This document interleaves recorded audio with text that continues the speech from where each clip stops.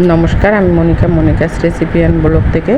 তো চট্টগ্রাম ঐতিহ্যবাহী জব্বারের ভলি খেলার মেলা, আর সেখানে গেলাম একটু টুকিটাকি জিনিস, ঘরের জিনিস কেনার জন্য। এই যে পাটি কেনার জন্য এখানে প্রথমেই গেলাম। মেলার শেষে এটা ঘুরে আসার পরে অনেক গরম লাগতেছে, বাতাস করতেছি। তো মেলা মানে ঠেলা খাওয়া, মেলা মানে এত এত মানুষ, বলার বাইরে। মেলা মানে ঠেলা। তো মেলায় এমন কোনো জিনিস উঠে বাকি নেই যে উঠে নেই। তো প্রথমে ভিডিও করার একটু সুযোগ ছিল, পরে কোনো ভিডিও করার মতো মানুষের জন্য কোনো সুযোগ ছিল না।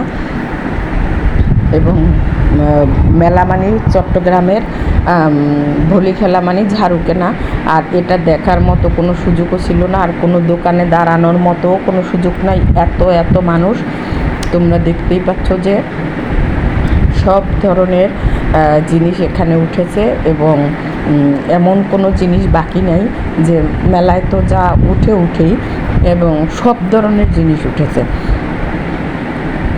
আমি প্রথমে একটু ভিডিও করতে পারছি, পরে মানুষের ভিড়াভিড়িতে বের হইতেই অনেক কষ্ট হয়েছে।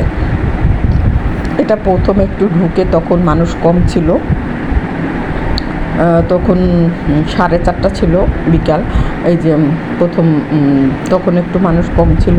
যখন ভলি খেলা শুরু হয়েছে আমরা সেদিকে যাইনি, আর ওদিকে মহিলাদের যাওয়ার মতো কোনো সুযোগও নেই দেখার মতো।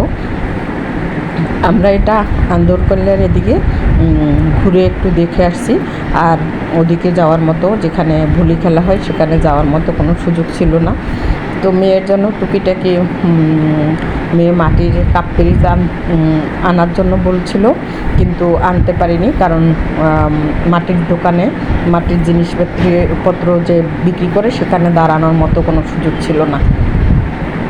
তো টুকিটাকি একটু ভিডিও করলাম তোমাদের সাথে শেয়ার করার জন্য।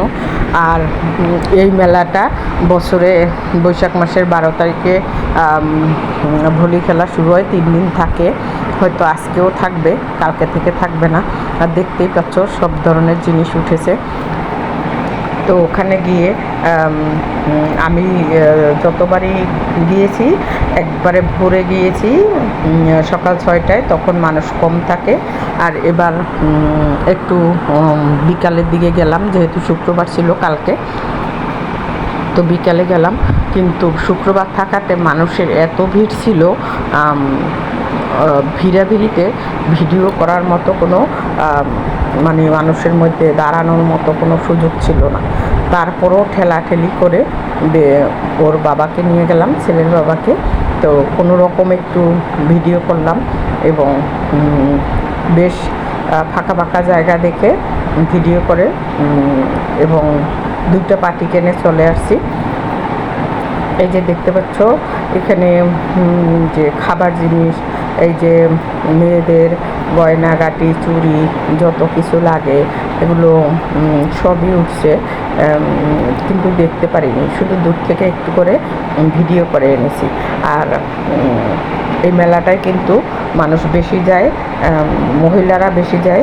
সংসারের সব জিনিস উঠে, টুকিটাকি জিনিস মানে ঘুরে এক জায়গার থেকে কিনতে পারে।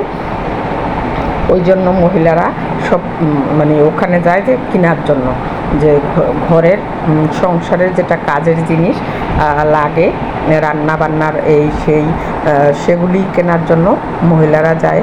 তো এই যে আমি এখানে অনেকে ব্যাগ দেখতেছে, কিন্তু দেখার মতো কোনো সুযোগ নাই, কেনার মতো কোনো সুযোগ ছিল না, এত ভিড় ছিল যে আমি ভিতরে ঢুকতেই পারতেছি না। সবাই মানুষ দোকানের সামনে ভিড় করে আছে। তো ওখানে গিয়ে মেলার মানে বন্ধ থাকাতে,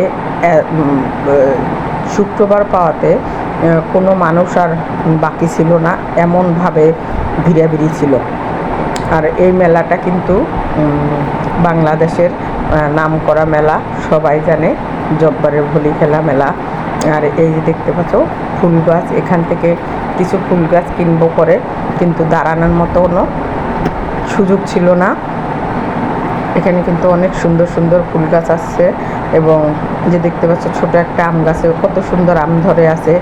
আর সব ধরনের জিনিসই উঠছে, এই যে মাটির জিনিস কিনবো করে, কিন্তু দাঁড়ানোর মতো সুযোগ নেই, শুধু দেখে দেখে চলে আসছি।